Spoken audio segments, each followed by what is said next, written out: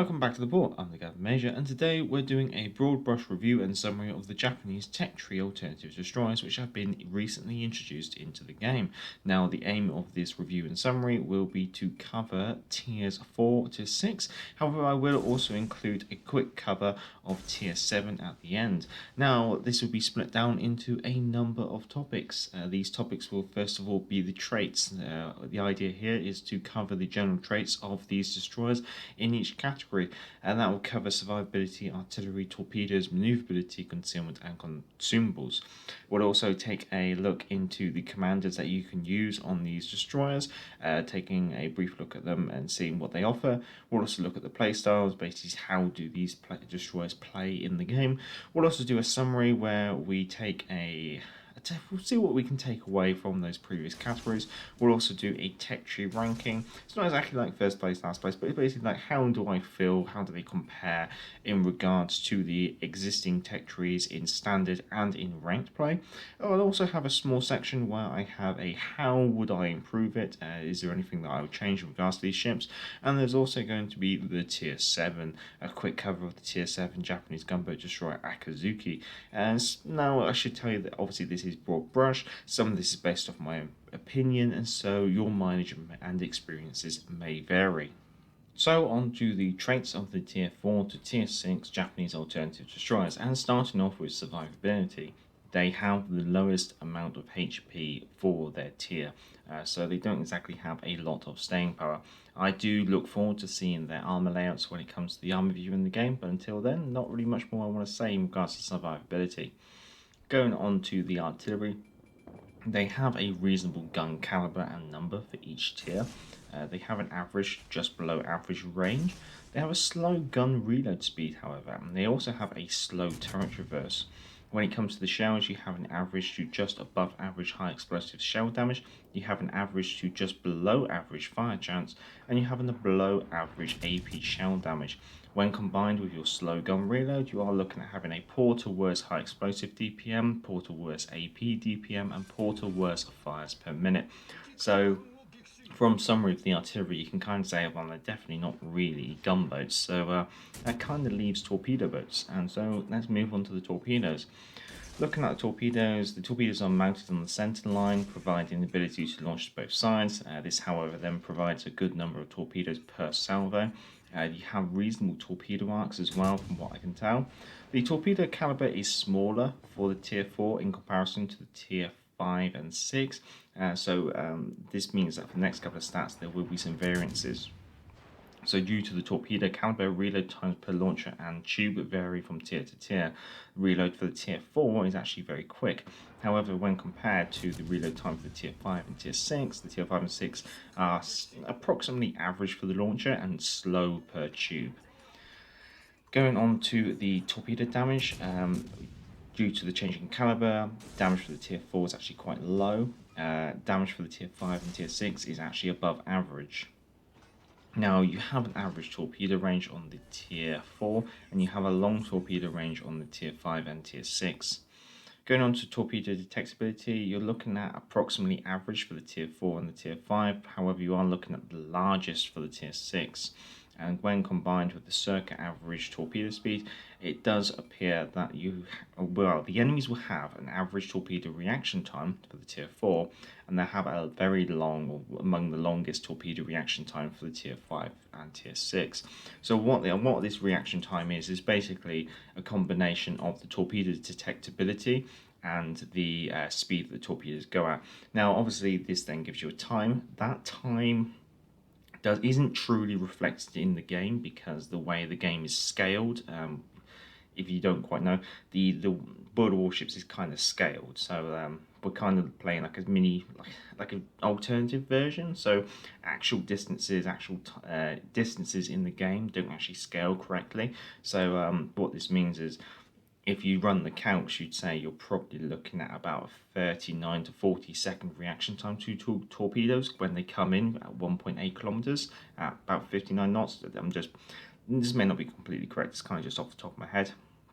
However, when you're playing in game, that feels more like 10 seconds ish. So that's something to bear in mind.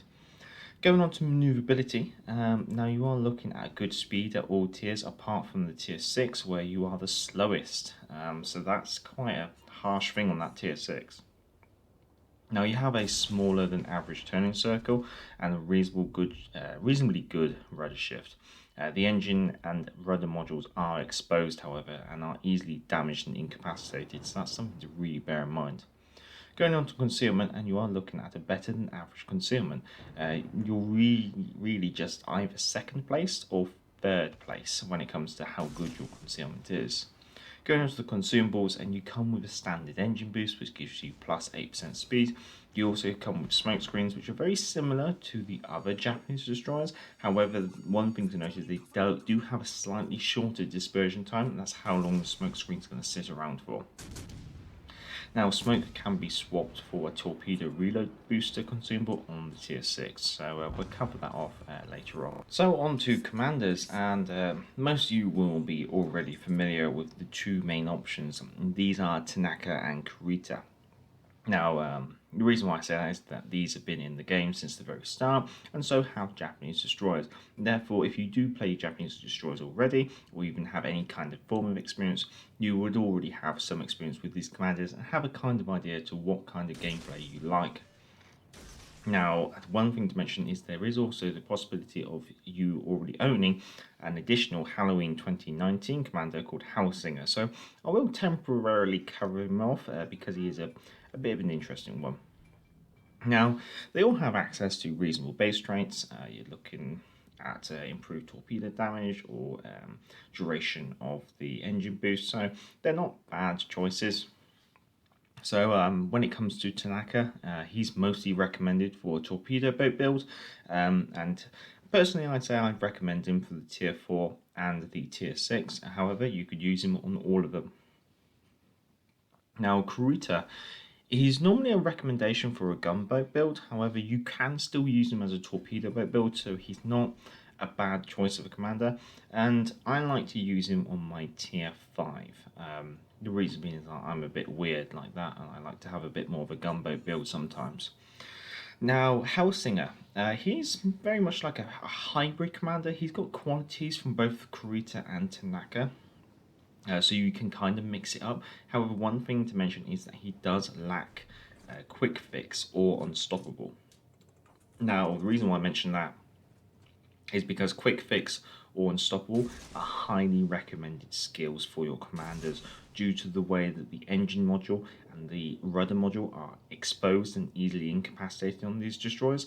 You're going to want to keep some form of maneuverability if you're getting shot at, because if you say, for example, say you don't have a smoke screen, haven't got a smoke screen ready, we just need to get the hell out of there. If someone knocks your engine out, your rudder out, that kind of neuters you for that duration. So by keeping unstoppable or a quick fix, it is going to give you those legs to get the hell out of there sometimes. When looking into the playstyles of these alternative Japanese destroyers, you need to obviously bear in mind this is broad brush. My experiences, your experiences might change, might vary. What you decide to do is what you decide to do, I guess you could say.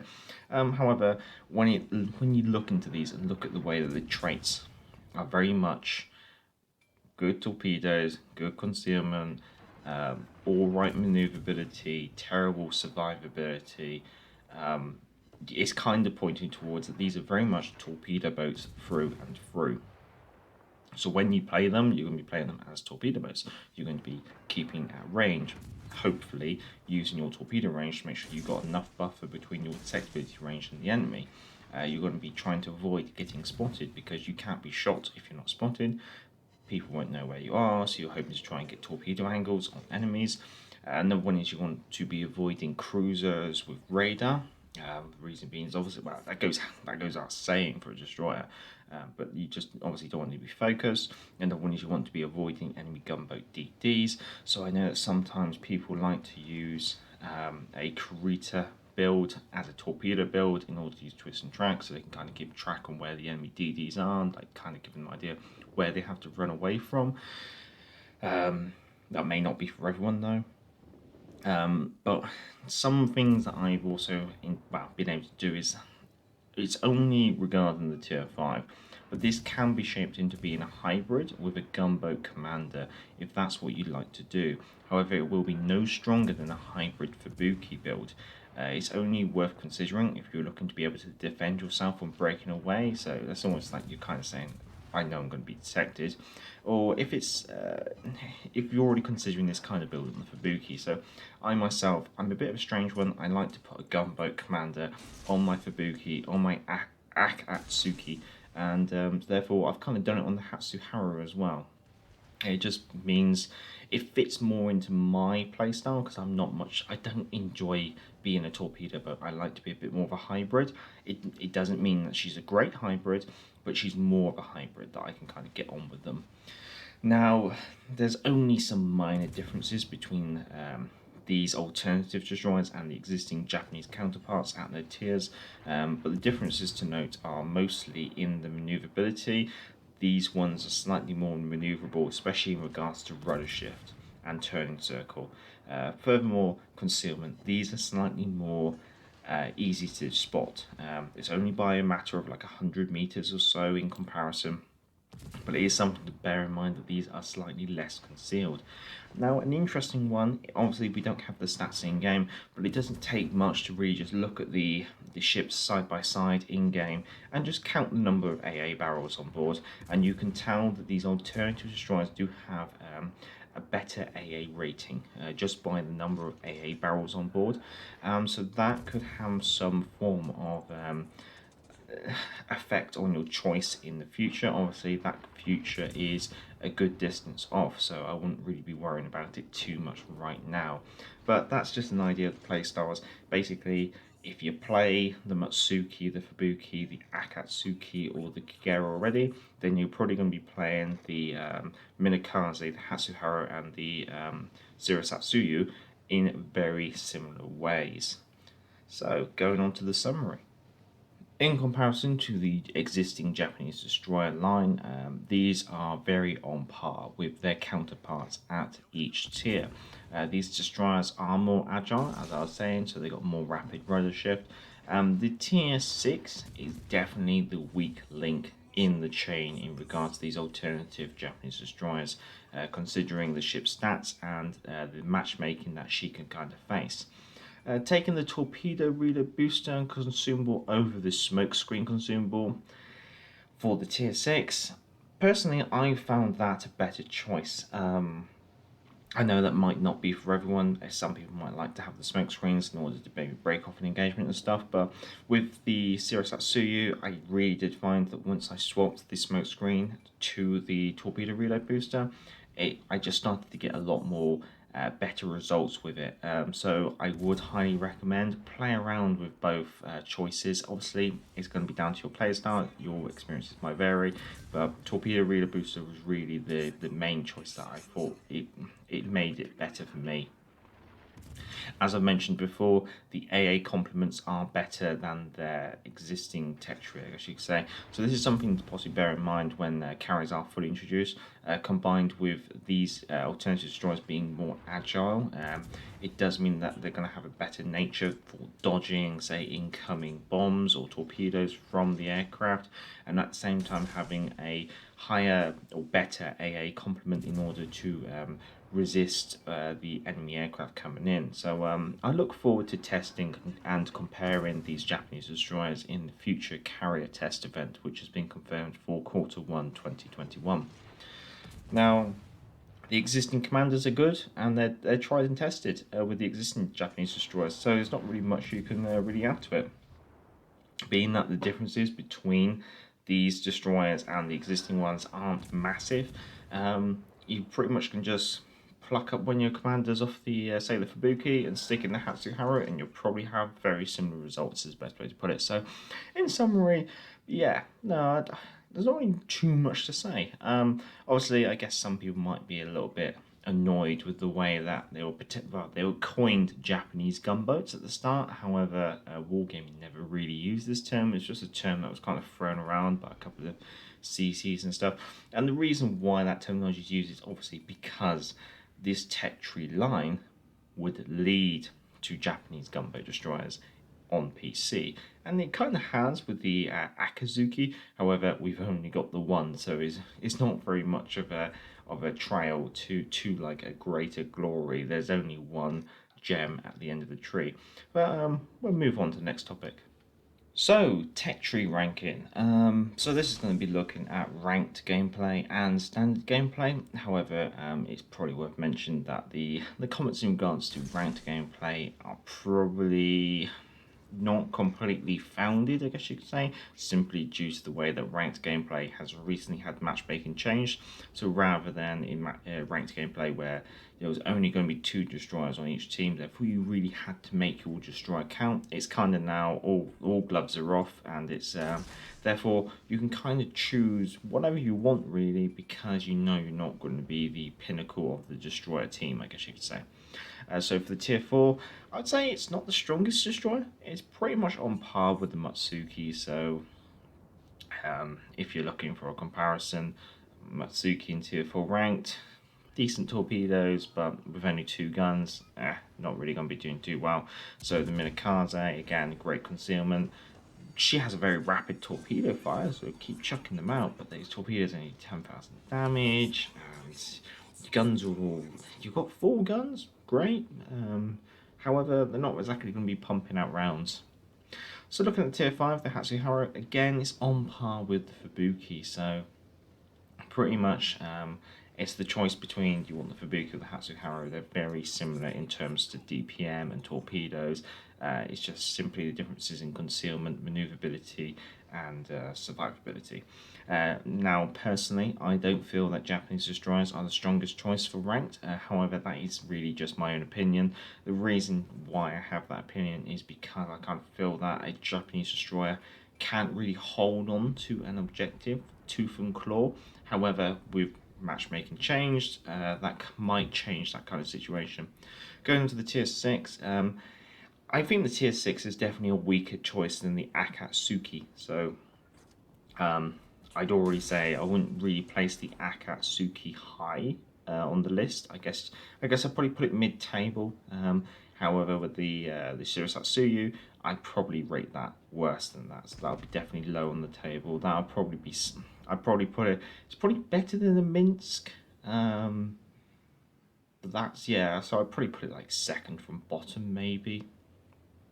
In standard battle, I think we should expect to see these just as often as the other nations, or even just as often as the existing Japanese destroyers. The only one that you probably might not see so much of would probably be the Shirasatsuyu, simply because, like I said, she is the weak link in the chain. I can see people, they get her, they play her a bit, get frustrated, pull her down, and then probably just push her along with global XP or a game here or there. She is quite horrible to grind from personal experience. However, she is worth the grind. Now, I would almost like to say that the way that this tech tree is, it almost feels like it's a means to an end, and that end is the Akazuki. How would I improve them? Well, the tiers 4 and the tiers 5, they are what they are. I don't really think they need any improvements as yet in the current environment and meta. Regarding the tier 6, however, this could possibly benefit with a better gun reload. Currently she has, well, she's less gunny than the Akatsuki. Ideally, I think the Shirasatsuyu needs to be brought up to be at least on par, even if that's just DPM wise, because the Shirasatsuyu has a worse DPM than the Akatsuki. So it means actually, if an Akatsuki bumped into a Shirasatsuyu, if both players were on equal terms, then the Akatsuki should win because it has the higher DPM and the higher HP. So that's the thing with the Shirasatsuyu. You literally have to run hiding from everything you find. So that's why I kind of feel like the Torpedo booster is better for her. But in regards to that, I wouldn't want to change the commanders. The commanders are tried, tested, they've been in the game for a long while. There's not really... I can't really complain about them, and that's all I've really got to say in regards to how I'd improve them. But basically, tier 4 and 5, I'm happy with them. Tier 6 could do with maybe a slight little tweak. That brings us on to the tier 7, the Akazuki. Now, the Akazuki, I would say, is a very strong ship overall, only falling short in regards to her speed and her exposed engine and rudder modules. It's worth mentioning that she does only have one torpedo launcher, however, she does come with the torpedo reload booster consumable, which more than merrily makes up for the single torpedo launcher. Furthermore, she does not have to sacrifice smoke screens in order to have access to this torpedo reload booster. So therefore, she comes with smoke screens, torpedo reload booster, and engine boost. So she's got a lovely bunch of consumables. She is very much the gem at the end of the tech tree, and a well worthwhile destroyer to push towards, as she is the only pure gunboat of the Japanese tech tree destroyers. Well, that's the summary of the Japanese alternative destroyers introduced to the game. Now, it's been mostly focused on the tier 4, the tier 5, and the tier 6. The reason being is that's the most common destroyers played. Furthermore, it's also the most likely tiers in which we will expect a season of ranked. I have also done a quick broad brush cover of the tier 7, but there's not really much more to say about her. If you do want to know more about her, then I'd recommend the review carded top right now, also on the end screen. Well, if you have enjoyed this, feel free to give it a thumbs up. If you enjoy this kind of content, feel free to subscribe. If you are already subscribed, I'd say thank you very much, guys. I usually try to do these summaries. It's kind of a new thing. I try to do it for any kind of new tech tree introduced, and also just to give a quick broad brush, a couple of my own opinions, a couple of my own experiences. However, like I say, your mileage may vary. Down in the description will be a email address for the channel if you wish to send in your game captures for sea trials or amateur reports, and also a link to Patreon if you wish to support the channel on Patreon, as it is a non-monetized channel. Until next time, I'm the Gavin Major, and back to the port.